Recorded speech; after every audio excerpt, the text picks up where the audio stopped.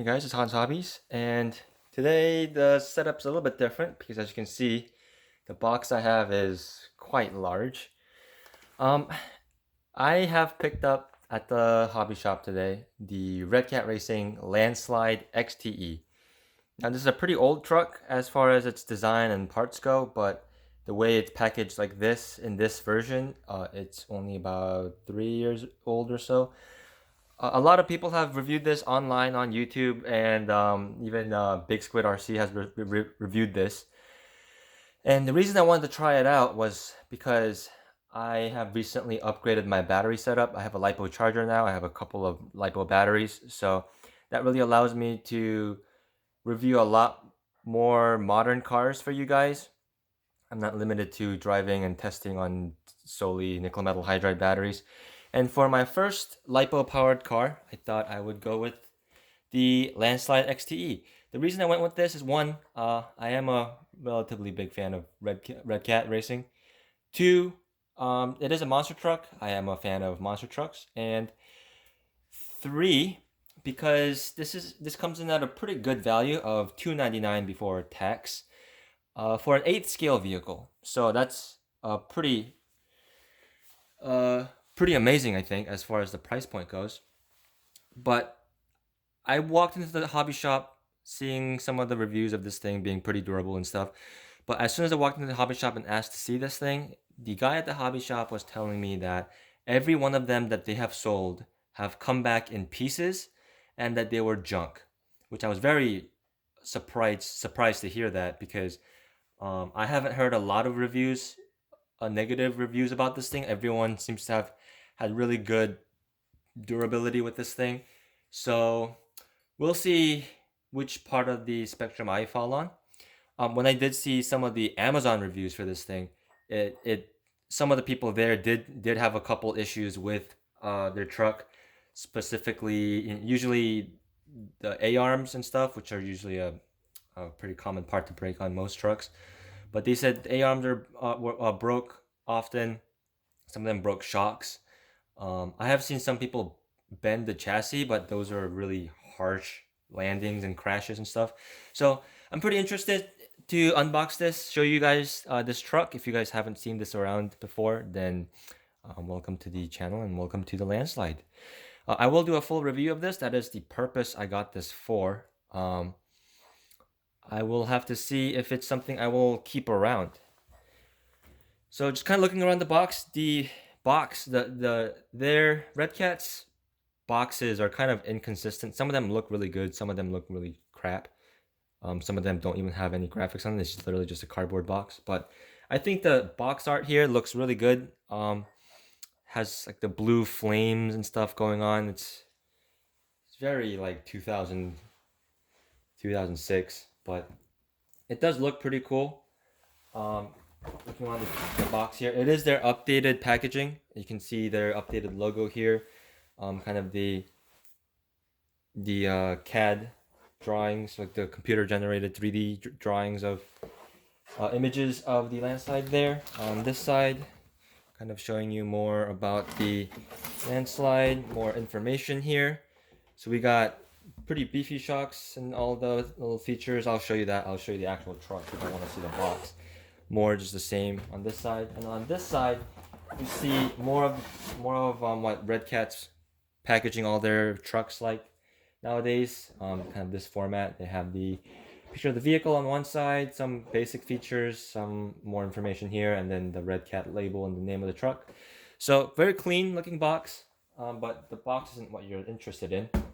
And some of you might have noticed that this looks like it's been opened before, and it has. And you can see the D up here on the price tag. That's because this was the display model that they literally just pulled out of the display case, shoved it back in the box, and sold to me, which I was slightly salty about because I still paid full price for it, but I guess technically it is still a new truck.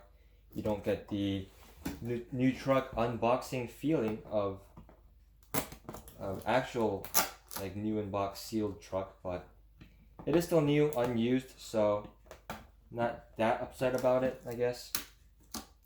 You can see here they just kind of resealed it with just some packing tape. Cut that. All right. So, opening this thing up.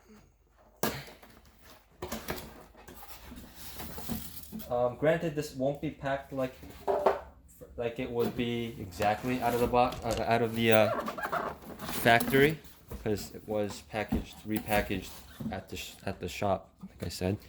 But pulling it out, we've got the truck here, and it's actually kind of nice because I've actually got my initial impression through this one. So that's basically all that's in the box. You get the manual, some hex fly, battery, whatever information, just the generic Redcat instruction book and their ESC instruction book. So nothing too interesting in there. There's no tools or anything in here, so you will have to supply your own tools. It also doesn't come with any batteries or a charger. It does come with a transmitter. And it is their standard transmitter that they've used on basically everything. This is the updated version. The shell of it is exactly the same, but they've updated the decals on it. You can see it has their updated logos and then the updated labeling here. But it's the same. It's the exact same radio that they've had for a while. The only update I see that they've made, I will have to put some batteries in here and actually test it out, but they have put some white over the LEDs here, because the problem with the old version was the LED was raw and also it's really bright, so it was actually way too bright. So if you had the cover up like this, or cover not on at all, and you turn the radio on, you'd literally get blinded by these LEDs. So that's nice that they've tried to kind of cover up the LEDs a little bit. But still the same FlySky branded FlySky OEM radio. But that's all the lame stuff. And let's get to the truck. So let me move the tripod over a little bit. Here we have the Landslide XTE. Now, this truck has been out for a while in various forms. Originally, it was a nitro-powered car that they had. This version of it is electric, obviously. It is electric brushless. It has a lot of, this is basically a parts bin car, and I'll get into that when I take the body off. But initial impressions of this thing is very good. The build quality feels pretty decent, and it feels pretty good. There are a few quirks about it, but the body feels very nice. It's not the thickest body, but it's molded very nicely. It doesn't really show up very well on camera, but you can see the truck's actually black, but the blue that comes out is actually flames, like a dark blue flame graphic that's on here. So that's why you see the flames on the box. But overall, I think it's a very good looking body. I don't mind having non-licensed bodies, especially on bashers like this, because you're gonna ruin the body anyway, and there's no point in paying extra money to get a licensed body for something like this. Also, the spotlights are fake up here, and the bumper is actually pretty interesting. I'll talk about that in a second. But it kind of looks like a Ford truck, maybe like a F250, F350, something like that, which I do enjoy, because I'm a fan of how the Ford trucks look. It doesn't have that signature Ford like window kink in here, but it's still overall it kind of has that look. It has a molded roll cage, a roll bar detail in here, but then they put stickers on to make it look like a fan and race truck and stuff like that. The back of the truck, get it on camera, it's pretty big. Also kind of the Ford look going on there, and it has nice molded fender flares. One thing I thought was kind of interesting was they updated the box, they updated the stickers on the radio, and they've also updated their logo on some of their other trucks, like the Volcano and stuff like that. But this truck still has the old Redcat logo on it, which I'm actually not complaining, because honestly, I like the look of the old Redcat logo a little bit better. People do like the cleaner, modern logo, but I just like this logo a little bit better. Um, Maybe it's because it's symmetrical or something like that. It just looks better to me, and maybe it's partially also just nostalgia. Um, Taking the body off, and this thing has pretty large body clips, being a 8th scale vehicle. I apologize if my big head shows up at some point, but you can see it's backed with silver on the inside, so that's very nice. The truck body looks very nice. I do like the look of this body. So looking at the chassis, you can see the little tag in there. The first thing a lot of people are gonna notice, I mentioned part spin. This truck is actually using parts from various Redcat models. You can see these wheels and tires are very similar, or if not exactly the same as the one that you will find on the Redcat ground pounder. You can see it's the exact same wheel. It's just this one's chromed. Um, I think the hole in the middle might be slightly smaller on this, maybe not, but it's the same wheel. This one just happens to have a aluminum 12 millimeter hex adapter like press fit into it. And also the chrome version has no foams inside, which is something I complained about in my ground pounder review. But the Landslide version actually has foams inside, and with foams, these tires are pretty fantastic. They're very, very soft. They're probably gonna get pretty good traction. They will probably balloon a lot, but they seem like they're gonna get very good traction. So I'm very happy about that. And I'm probably gonna end up using these tires on my ground pounder actually, because without foams, these tires are just crap. But we have a Hexfly servo in here. As far as I'm aware, it's not a Metal Gear servo. I may be wrong on that. Let me just check the box real quick. No, it is a Metal Gear 15 kilogram servo, so that is pretty nice. This is the same cheap servo horn they use with like the Gen 7 and stuff like that, so that will probably strip out, but that's not a huge deal. There's a standard 10 scale servo there. Steering seems very smooth and very nice. It has this beefy chassis brace up here in the front. So sorry about that. My cat's trying to get in the box. So hopefully that'll keep the chassis from bending a bit. It has this huge 8 scale brushless motor in here. It's very, very large. I don't know what I can compare it to, but I'll do more of like the comparisons and stuff like that maybe in the actual full review for this. Hold on, my cat wants to get in the box.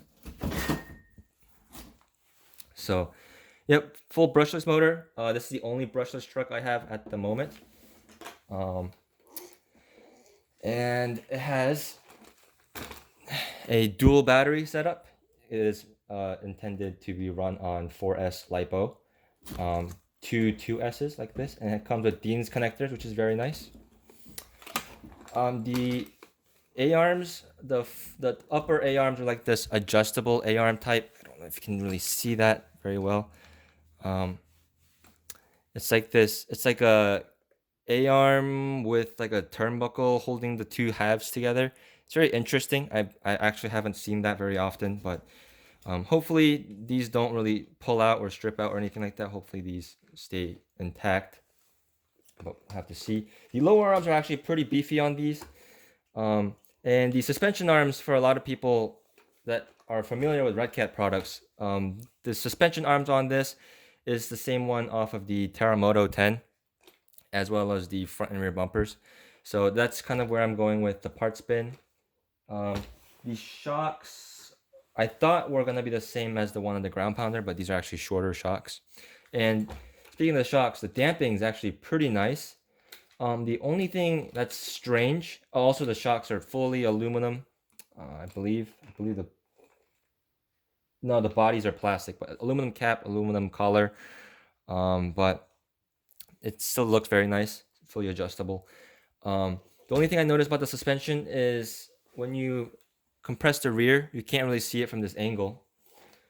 But when you compress the rear, it has like strange bump steer that makes the rear tires toe in, which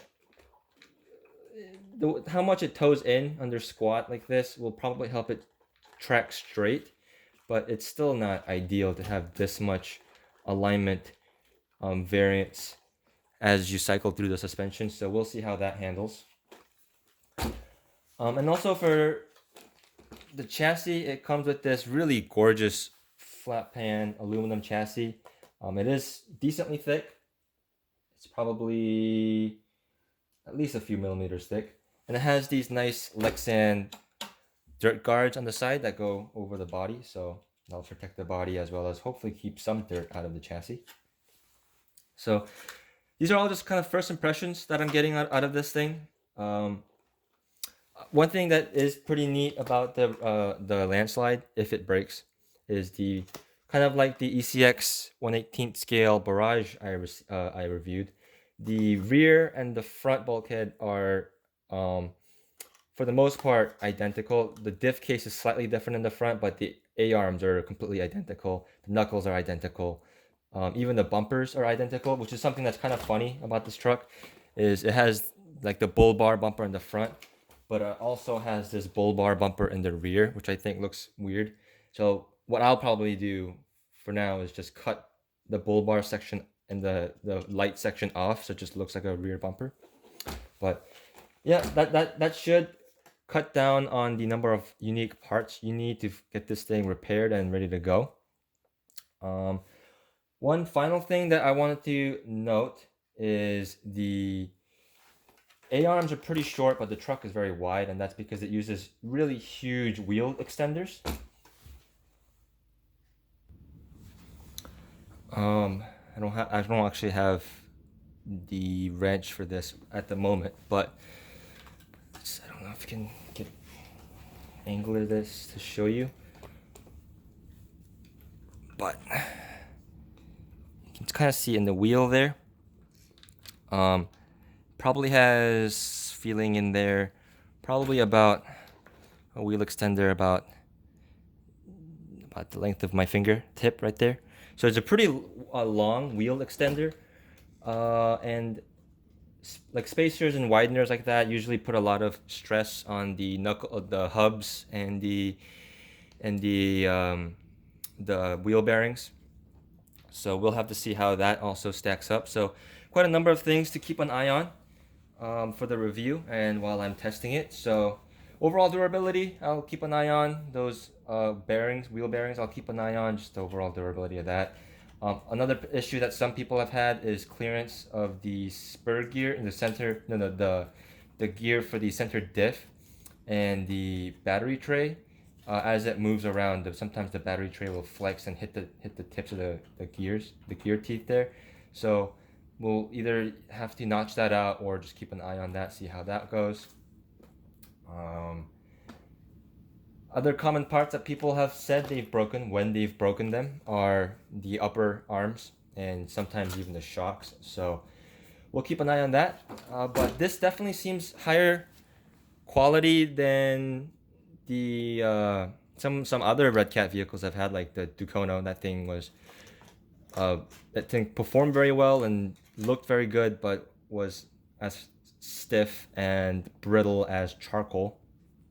So we'll see how all that works out. But this video is kind of getting long, and I'm sure not many of you have sat through this rambling of a unboxing first impressions video all the way through. So I'll let you guys go, and I will get on to testing this, getting some footage for it, doing my full review, and I'll make my final verdict of whether this is something I am wanting to keep around or something I want to pass on and just move on to something else. So thank you guys very much for watching. I do have a lot of fun doing these reviews and stuff like that. So thank you guys for watching. If you guys enjoyed or have questions about the Landslide or any of the other RC stuff that I have, leave a comment down below. Give me a like, subscribe, all that good YouTube shenanigans, and I will see you guys next time.